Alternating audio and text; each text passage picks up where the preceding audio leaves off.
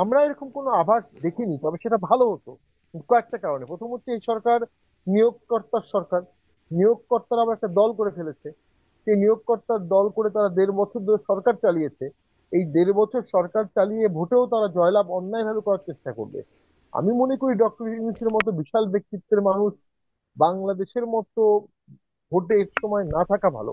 মানে এখানে ভোট কারচুপি হয়, জি, রক্তারক্তি হয়, মারামারি হয়, জি। আপনি কুৎসারটনা আপনার হয়, এর দায় উনি আপনার কেন মত নেবেন? স্পষ্ট। ব্যারিস্টার পাটোয়ারি, জি, একটু ছোট্ট করে এটা শুনি যে আপনাদের অবস্থান কি? আমরা জানি জামায়াত তাদের প্রার্থী নির্বাচন করে ফেলেছে, বিএনপিও করে ফেলেছে, অল্প কিছু বাকি আছে।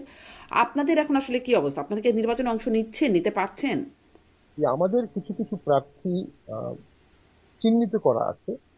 আমরা যদি সুষ্ঠু ভোটের আশ্বাস পাই, লেভেল প্লেইং ফিল্ড দেখি, ভোটের পরিবেশ ভালো দেখি, আইন শৃঙ্খলা বাহিনীর আইন শৃঙ্খলা পরিবেশ ভালো দেখি, আমরা ভোটে যাওয়ার জন্য প্রস্তুত।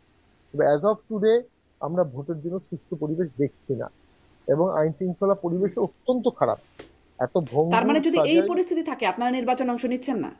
না, আমরা এই পরিস্থিতি উন্নত উন্নত না হলে আমরা অবশ্যই নির্বাচনে অংশগ্রহণ করা না করা একই ব্যাপার ঘটবে।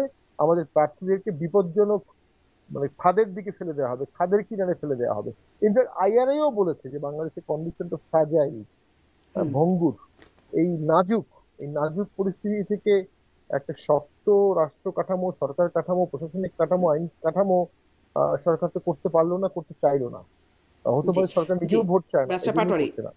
ধন্যবাদ আপনাকে। মানে এই অবস্থা থাকলে নির্বাচনে অংশগ্রহণ করা না করা একই কথা। অতএব আপনাদের নির্বাচনে অংশগ্রহণ করার ব্যাপারে এখন মানে এই অবস্থা থাকলে পজিটিভ বার্তা দেখছি না। আপনি আপনার কথা অনুযায়ী যা বুঝলাম। নীলুফার চৌধুরী, মানে আপনার কাছ থেকে একটু ওই আইআরআই প্রসঙ্গ আনলেন ব্যারিস্টার পাটোয়ারি। সেটা নিয়ে একটু আপনি আপনার মন্তব্য বলবেন যে আইআরআই এর যে আহ, পরিসংখ্যান বা জরিপ দেখালে তাহলে দেখা যাচ্ছে 53% মানুষ জামাতকে পছন্দ করে, 51% মানুষ বিএনপিকে পছন্দ করে, কিন্তু ভোটের চিত্রটা আবার ডিফারেন্ট। ভোটে বলছে 30% মানুষ বিএনপিকে ভোট দিতে চায় এবং 26% মানুষ জামাতকে ভোট দিতে চায়, কিন্তু জামাত যাদের সাথে জোট করছে ইসলামী আন্দোলন তাদেরকে আবার 4% ভোট দিতে চায়, তাহলে 30 হয়ে যায়, তারাও 30-30 একরকম সমান সমান হয়ে যায়। আপনি আসলে এই জরিপকে আপনাদের কাছে কিরকম মনে হচ্ছে? বিএনপি এই জন্য অন্য কারোর সাথে জোটের কথা ভাবছে কিনা? দেখেন, আইআরআইটা কি আগে আমাকে জানতে হবে। আইআরআইটা হচ্ছে আমেরিকার রিপাবলিকানদের একটা এনজিও। এটা যখন তারা যে দেশে ক্ষমতায় থাকে, যখন তারা, তখন ডেমোক্রেটদের এনডিআই, এদের আইআরআই, এরা এদের প্রয়োজন অনুসারে তারা জরিপ করে।